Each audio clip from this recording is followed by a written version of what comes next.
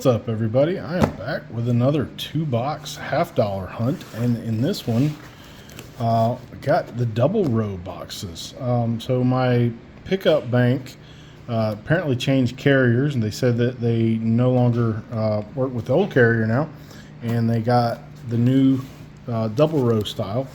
I don't know about the tape. I don't know what's going on there. I don't know if this one's been opened, if they did it at the store or what, or if it's somebody's rejects. But I do know that my best box I've ever hunted was actually a double row style, and it was only a partial box.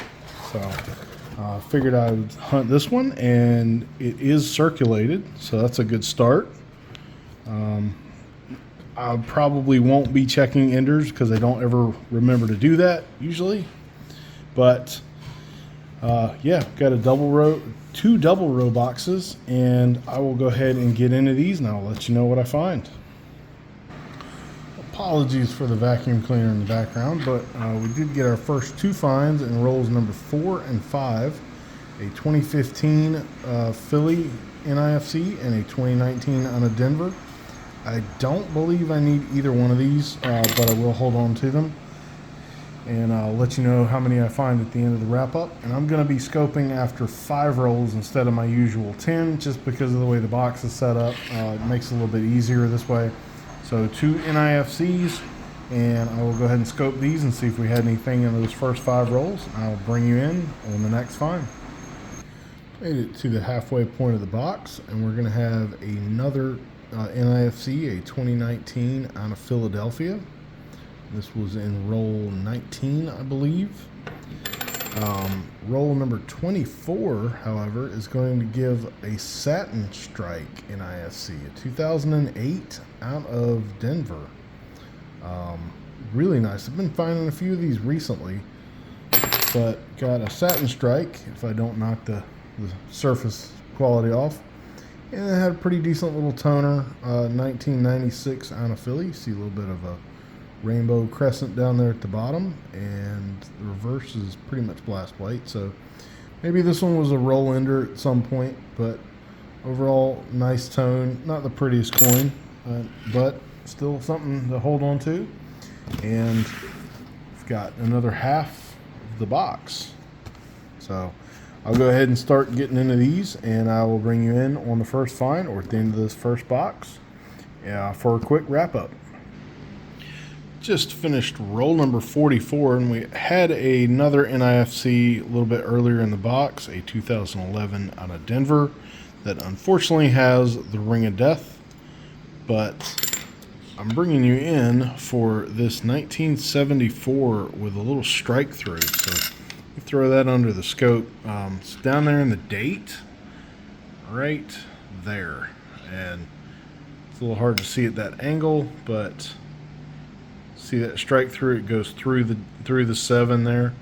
Not sure what it was. Obviously, it's kind of hard to tell after they've left the mint, but a little strike through on that 74 out of Philly. 6 rolls left. Bring you in at the end of the box for an end of the box wrap up. And that's it for box number 1. So had one more NIFC, a 2013 out of Philadelphia. Brings our total up to 5 of the regular NIFCs. Plus we had the 2008 Denver satin finish, the 1974 with the strike through on the date, and the 1996 with the toner, and as well had a few to check against my album and some other rolls. But that is box number 1 out of the way. 5 NIFCs, a satin strike, an error, and just a nice eye appeal coin. And I will go ahead and bring in box number 2 and bring you back in. All right, so let's go ahead and get into this second box. So this one didn't have the green tape like the first box did. Not sure why that was on there again, but this one is also taped, and I'm not seeing any fancy enders, anything going on the top side here. But I will go ahead and hop into these. start hunting them. I'm probably going to set up 2 rows at the time before I scope this time. It just seems easier than doing them 5 at the time. Just personal preference. But we'll go ahead and get into these, and I will bring you back on our first find or at the end of this box. Rolls 1 through 10 are going to give us one NIFC, a 2012 out of Philadelphia, and this one's in pretty decent shape. Did also have a couple of these really, really nice 1980 fillies. Just looks like somebody dumped a BU roll. And I did notice, I think it's back here in roll 23. It's a really nice ender that looks like it's probably one of these as well.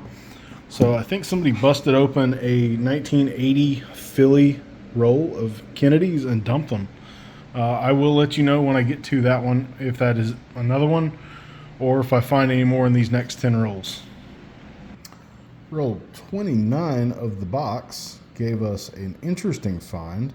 Reverse is perfectly centered and the obverse is misaligned. So get that really nice, really fat rim on that side, but don't quite have enough where the misalignment actually took off and cut off part of this rim. Unfortunately, it does have a little bit of the ring of death, but it's just a really, really nice misaligned die on a 1989 filly. And I don't find these with that much misalignment that often. So we'll be holding on to that one. Again, it's not perfect, but really only the second find of this box. There have been quite a few nicer coins, again, to check against my album. Only those 2 early on ADPs. Haven't found another really nice ADP yet. I think the one I told you about in, I believe it was roll 23, it was this 85p, where it was reverse facing, and thankfully did not get the ring of death on that one. But that reverse is just gorgeous on that one. So be checking those against my album, but I'll push those off to the side and get into the next few rolls. Got 20 rolls left, and I'll bring you in on the next find or at the end of the box. Roll number 40 had 2 more finds. A 2003 out of Denver NIFC. Got a little hit on the cheek there, but overall decent condition. Only the second NIFC of the box so far. And then also a 1997 out of Philadelphia with a little bit of toning to it. Pretty attractive coin. Does have that one hit down here by the wing, but overall pretty nice. I do like to hold nicely toned coins aside, and that is, I think that one kind of fits the bill. It's not super toner, but better than nothing. So 10 rolls left. Bring you in at the end of those, and I'll do an end of the hunt wrap up. All right, and that is the end of the hunt. So we had 2 stacks to check against my personal albums.